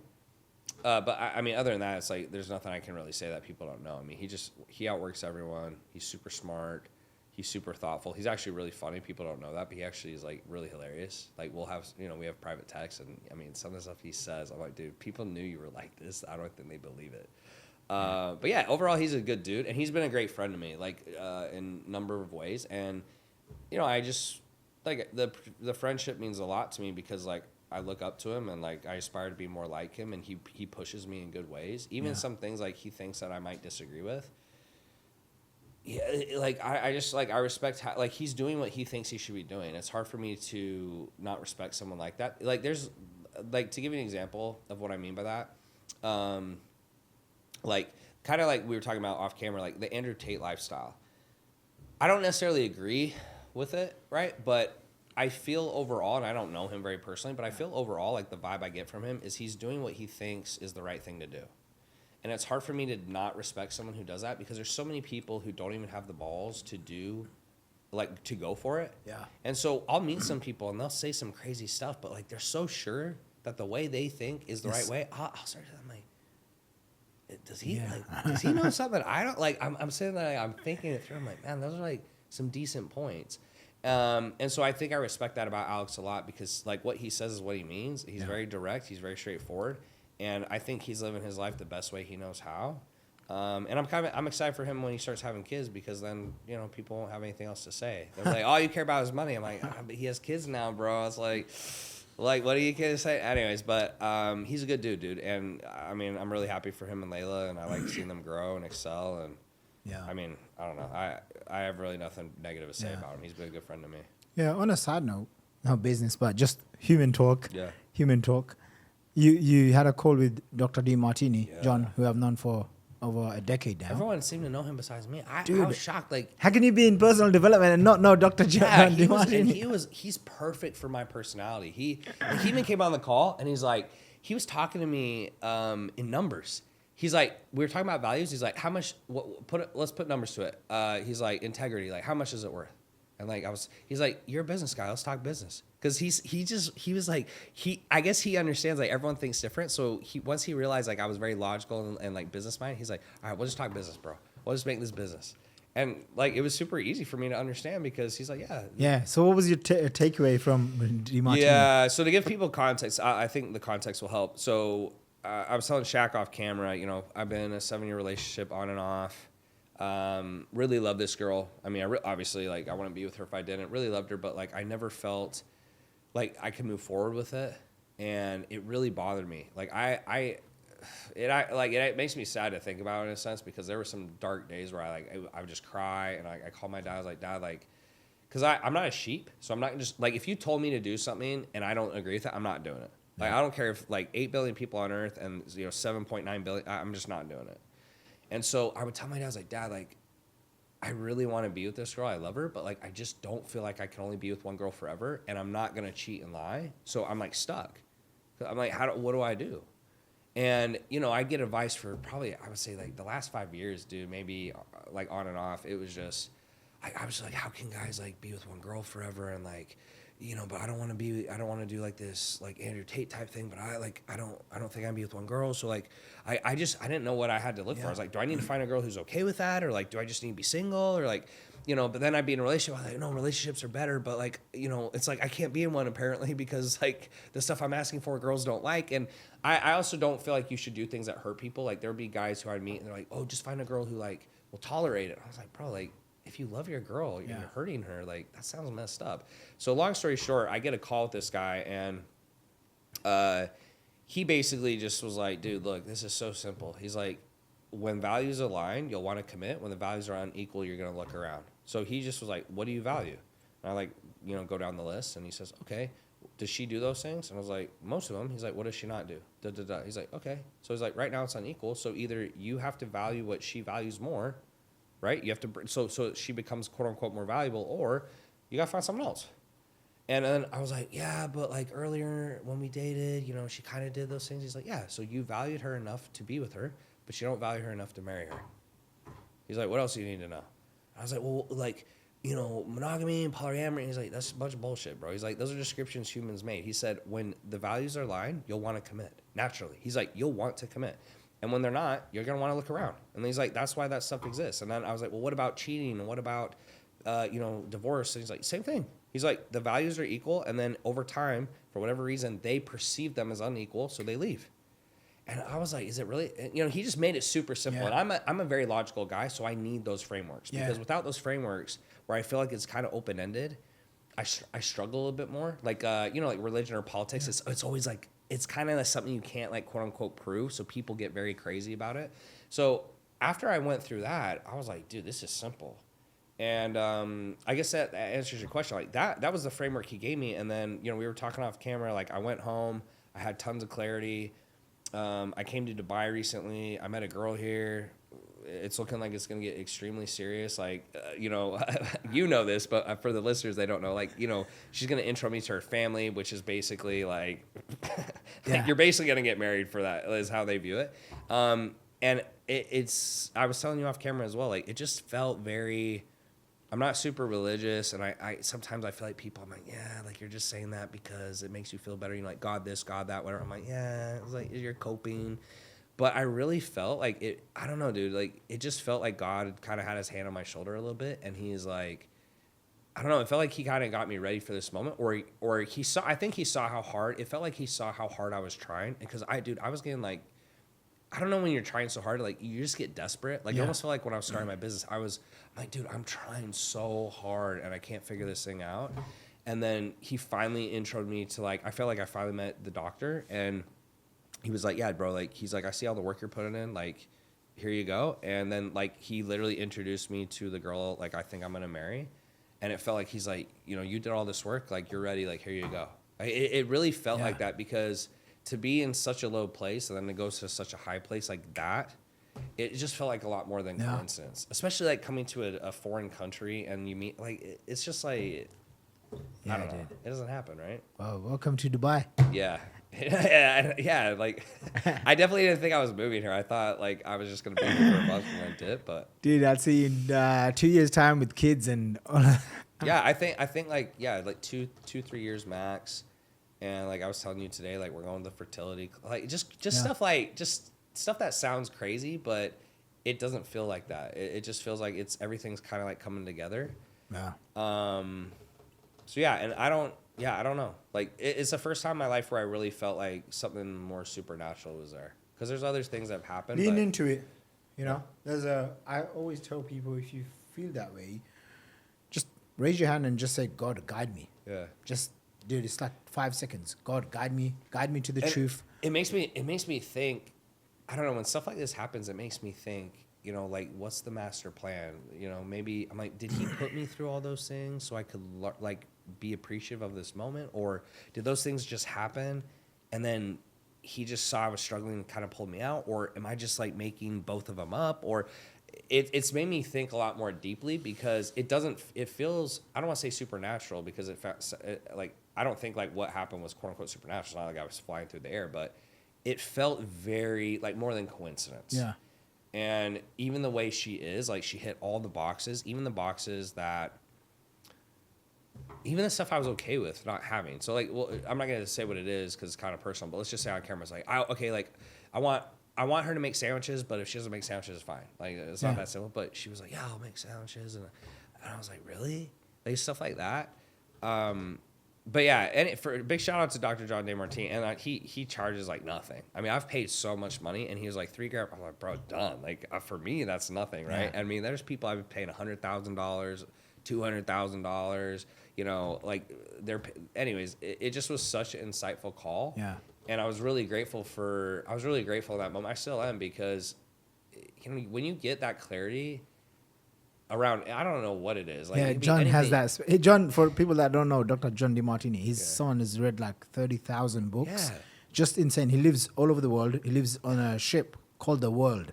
So he lives amongst like the richest of the richest. Like these are basically billionaires that live in this boat. And dude, he's just very, very well traveled. Yeah. And when he speaks, you're like, wow. It's there's moments like that when I meet those types of people where you're just so grateful they did whatever the fuck they did to get there. And like, we were talking about Alex earlier. I feel like Alex is one of those people. I feel like my dad's one of those people. I feel like Dr. John Demartini is one of those people. I feel like David Fry is. I feel like my new girl is. Like, it's just, like, I even said to her, I was like, if we had met sooner, I don't think we would date. Like, because there's even a couple things, like, we'd have, because we just met, et cetera, and we were having a couple disagreements. And in the past, when I'd have disagreements, it was like World War III, right? It's like, well, why don't you understand, and this and that? Or I'd be like, are you okay? And like, I wouldn't get something. She kind of was like, yeah, like, I'm not okay with that. And I would just, like, stay calm and, like, calm her down. And then 15 minutes, it was over. I was like, dude, like, that for me was, like, very abnormal. Yeah. But she's definitely like that because of her past. Like, she's been through, her emotional IQ is extremely high. And I don't know, it felt like she was, like, made for me, if that makes sense. It was just weird. Dude, I'm happy. Yeah. I'm happy for you. Yeah, I appreciate it. Yeah, because it made me even think, like, does God put us in places to, like, get really low and depressed so we can enjoy it more? And then when I'm in these good places, I'm like, yo, like, you kind of know nothing lasts forever. Like, what's that? This too shall pass. Yeah. It's like the good times will pass. But I was like, man, like, how can I make this last as long as possible, right? So, yeah, I'm in a good place now, and hopefully that was a good share. So. Yeah, I like that. Let me see, just on time. How long do we have? Okay. Yeah, I think we're good. Yeah, we're good. Let's do a few more. Do we got like another 20 minutes or 20 minutes. Yeah, I don't usually talk this long, bro. I'm glad I did this because you ask good questions. Appreciate it. Sometimes I get on pods and it's like, it's not exciting for me at all because it's very boring. All right, let's talk about more advanced stuff. Okay, so I always look at business through a framework of strategy, execution, team, and cash. And so cash-wise, now that you've made over 9 figures, how do you allocate that money? What's the mistakes that you've made? Yeah, I've made all the mistakes in the world. So on your pod, I'll share what those mistakes are, but I want to know from your side. What are those? I've been lucky. I haven't made too many mistakes. I think the biggest mistakes, though, it's always ties back to shiny object syndrome. Like, even if you're making a lot, you're just like allocating your time to the wrong thing. So, I was like, I did a buy and flip thing. Or I was like, I put a bunch of money to learn how to buy and flip XYZ businesses. And I'm like, dude, like, how it was portrayed was like, it's not going to be that much time, blah, blah, blah. It's a bunch of time. Or, I mean, I really mitigated most of my mistakes, but most of the time it was like shiny object syndrome where I was like, oh, this doesn't take a lot of time. It's a get rich quick type thing. And, nothing like that is usually worked out. I grew up very frugally. My dad was a teacher, so it's actually helped me because I'm very smart with my money. I would say I invest like 90% of what I make. Oh, nice. And the reason behind that is just, my perfect life is like, hey, you're making $1 to $2 million a month completely passive because then there's nothing you can't do. I mean, even my richest friends. I mean, if you're spending more than that, it's just bigger boat, bigger car, bigger house. I mean, there's literally nothing you can't do. So I've invested in a lot of it. So like, in terms of my investing strategy, just for context, I'm from the U.S. So what I do is I put it in whole life policies. And it's kind of like using it as a bank. So for people who don't like understand how banks make money, if you give the bank $100,000 and they give you 2% interest, they just go invest it in 6% or whatever, and they make 4%. Like, super smart. So in a whole life policy, what I do is I maximize the cash value, and I'm not using it for the actual policy, but it's like it grows usually, let's say, at 5% a year.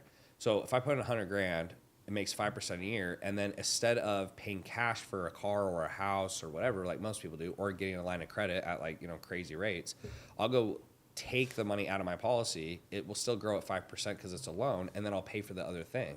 So that's been a great way I've invested, because you're basically making money twice, right? And as long as you pay the money back over time, you're good to go. So I'd say, like, other investments, my philosophy, everyone has their own, is be as aggressive as possible while not being dumb. So I don't really invest in crypto or other things like that where it's kind of like iffy.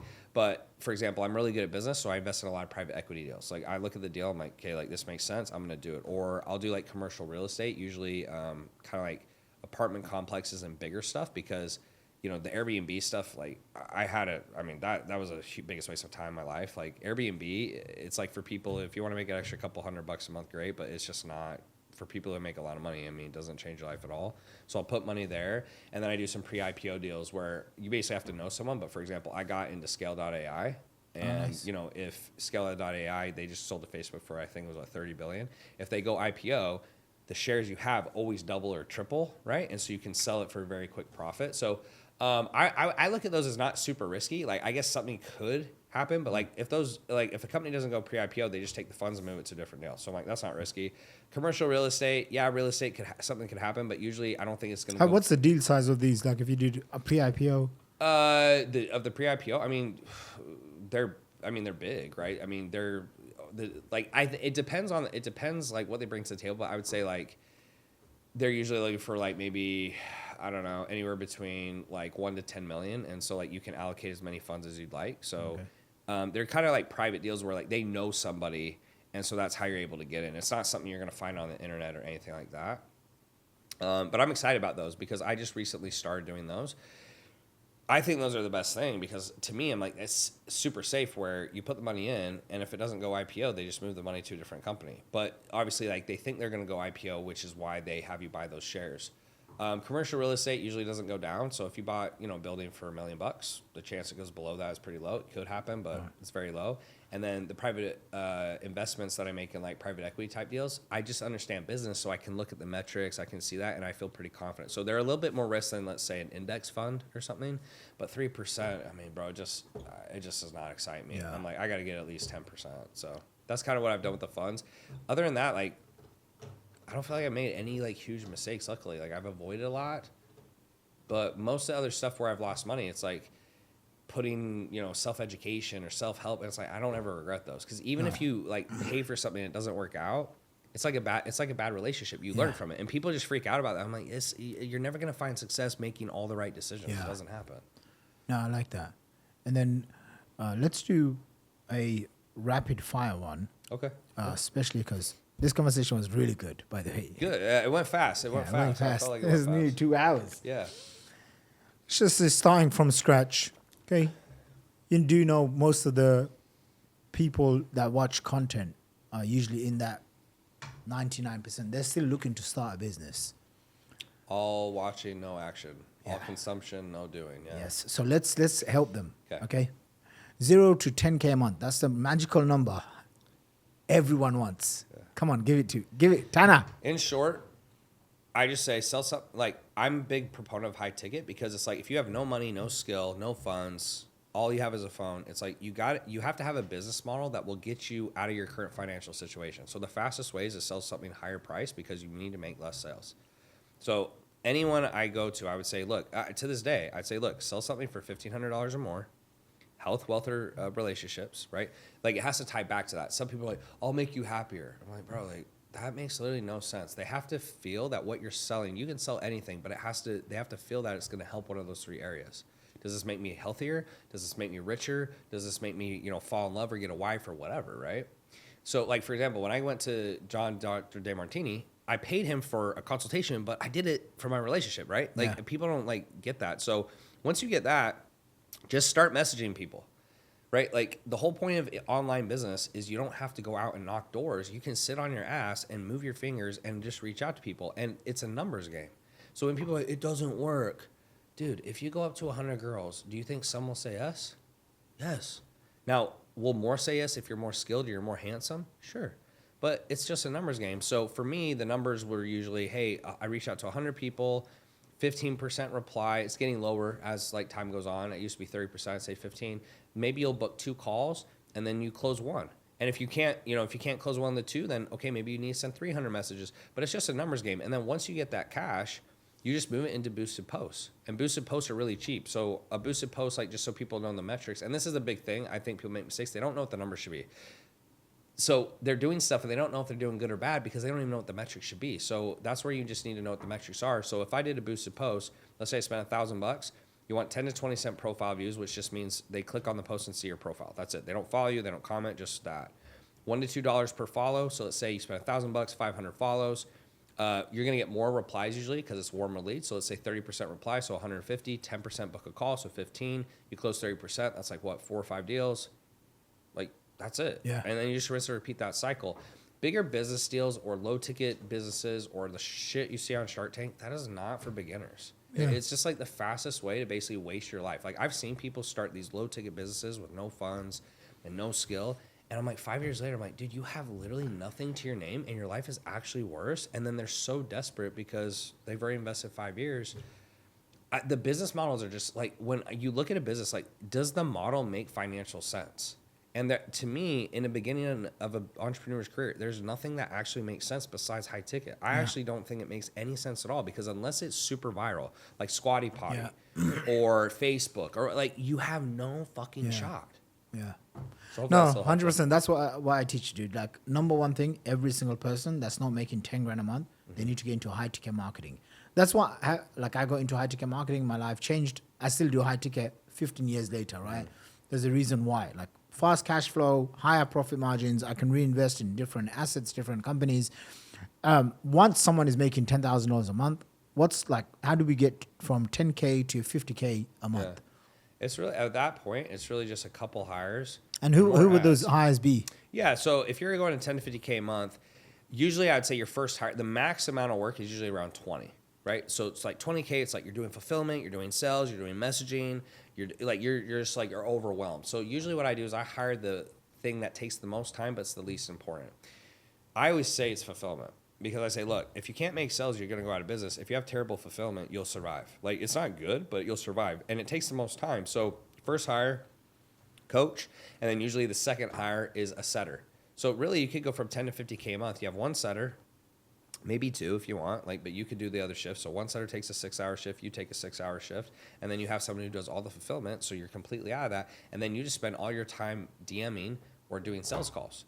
That gets you to 50K a month, and then it's just more ad spend, right? Because, I don't think you have to run ads, but it's simple. It's like the only way to grow a business is more sales. How do you get more sales? You get more leads. How do you get more leads? You go viral or you pay for it. Yeah. And people are just like, oh, I don't want to run ads. I'm like, okay, well, you're not going to grow past a certain point anyways. Even if you're getting 1 million impressions a month or whatever it is, you're only going to grow the business to that. Yeah. So I never really understand why people are super against it. But I'll give you an example, just a quick one. The lady and the couple that's doing $5 million a month from the AI, I saw them go live on Instagram. So I thought, I'm going to go check her out. She has 122,000 followers, like under 150K followers on Instagram. Her posts that she's posting every single day don't get even 50 likes. She went live, 12 people live. So where does she get all of the leads from? All paid traffic. Yeah. Like all paid traffic. And so why are some people so scared of spending money on paid traffic? I don't know. Why are people scared to go to the gym? I don't know, bro. Like, I can't relate. Yeah. I like, to be frank, I wish I could answer for you, but it's all fear-based. Yeah, it's like, well, what if this doesn't work? I'm like, then you can go back to the life you literally hate. Like, that's part that always blows my mind. I'm like, you literally hate your life because you want to change. No, I don't hate it. It's like, yes, you do. Yeah. Because if you didn't hate it, you wouldn't want to change. So you literally hate your life, but you don't want to do anything to try to change it. Oh, they won't do the 100 DMs a day. Not that I'm saying, like, but people will say that they have no money for rent. And then I'm like, dude, like, just get on Instagram, find someone with your ideal customers, go to their profile. Yeah.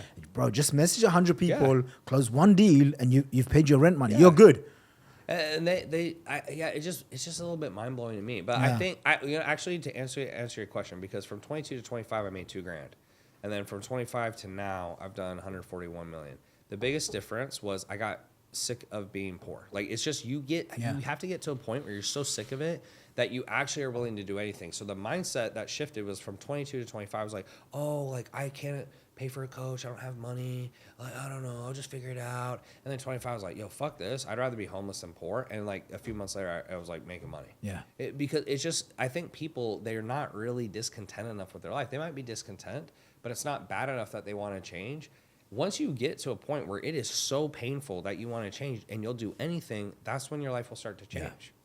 Yeah. It is that. It is. That's what I found. Yeah. Every single time I'm like, okay, I'm just sick and tired of this. I'm like, I need to step it up. I spent a lot of money with Tony, right? Tony Robbins, like 75, 80 grand. Jeez, and one of the things I learned from his like high-end masterminds, I'm sure he says it in all of his videos, but he goes like, you need to raise your standards to a level where anything less than that, you're basically just disgusted with it. And once you have that, like if you can feel disgusted, shameful, whatever, like emotions, that it just needs to be something that drives you to like, I'm just gonna do whatever it takes. Yeah.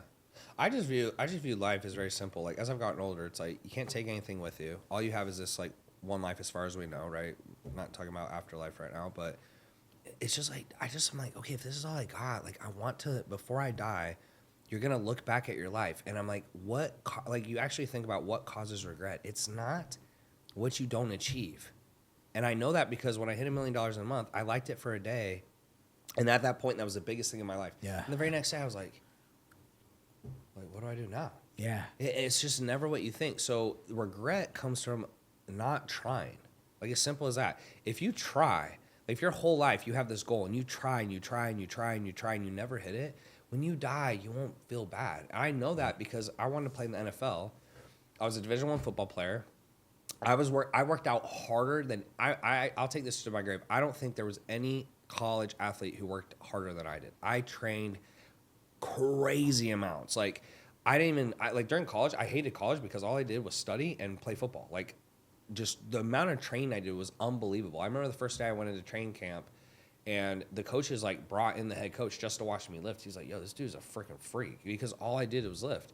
And then this guy came on to the team like halfway through the year. He was on the track team, right? His name is Ezekiel Ansah. You guys can look him up. Went 5th pick in the draft to the Lions. Never played football before. He's like, what do you? I was like, what do you do? He's like, I run the 100-meter. I was like, okay, like you're just being a dick to me because I'm a freshman. He ran the 100-meter. This guy's 6'8", 265, ran a 4.5, 40. Played 6 games in college, goes 5th pick in the draft. And I was like, got it. So all the work I had done for the last 10 years, literally there was no chance I would go pro over this guy. And this guy basically was genetically blessed. Now, I'm not saying he didn't work hard, but I mean, you see this guy, he was a black Superman. I mean, he was insanely gifted. And so when it ended, I remember looking back, like, was there anything else I could have done? I was like, no. And I was sad for sure. But the peace I had inside was unbelievable because like I did everything I could do. So my advice to people who are listening, it doesn't matter if you win. Like if I build this tech company and it fails, like it doesn't matter. Yeah, it doesn't matter. Huh? Or if like I set a goal to be a billionaire and I don't, it doesn't matter. Yeah. It's just like, did you do everything you could do? And a lot of people, the thing is when you do everything you can do, you'll probably hit it. Yeah. And Michael Jordan talked about this in his documentary, The Last Dance. Like I remember he said, like when you push it as hard as you can go, usually you'll get there and then you're like, I could go even harder. So you're always leveling up. You're always getting to the next level. I just think a lot of people are soft and they think their hardest is like, it's just nowhere near what they can actually accomplish. So I just want to do my absolute best. When I look back on my life, I feel pride in how hard I tried. And that's all life is. I don't know what the master plan is or what God's planning or frickin' whatever, but I'm assuming it's going to be something silly where we get up there and he's like, all I was trying to do was like show you this. And we're like, oh, well, you know, like sometimes I have those moments and I think it's probably something really simple. And we had to go through this to like find meaning in it or something like that. I don't know how you feel, but that's how I feel. So I appreciate it. Listen, on that note, we are going to wrap it up. This was great, dude. Thanks. This is great 2 hours. No, I wanted you to talk. I wanted you to talk because this has been valuable. Like obviously on a personal note, I know you. I've seen you. It's not like this is Yeah. Actually, we did a podcast during COVID, but it was virtual Zoom. Yeah, virtual. Virtual Zoom, and then I thought, I have to make sure, like, because you and there's a few other of our buddies, friends from America, and I don't know the next time you're gonna come here. Good thing is now you're gonna move here, so I'll be here as well. Friend group. No, I appreciate it, dude. Thanks for your time. Thanks for having me, bro. I appreciate it. And all the links to Tanner's stuff is gonna be down below. You can find him everywhere. That's it. Wrap it up, man.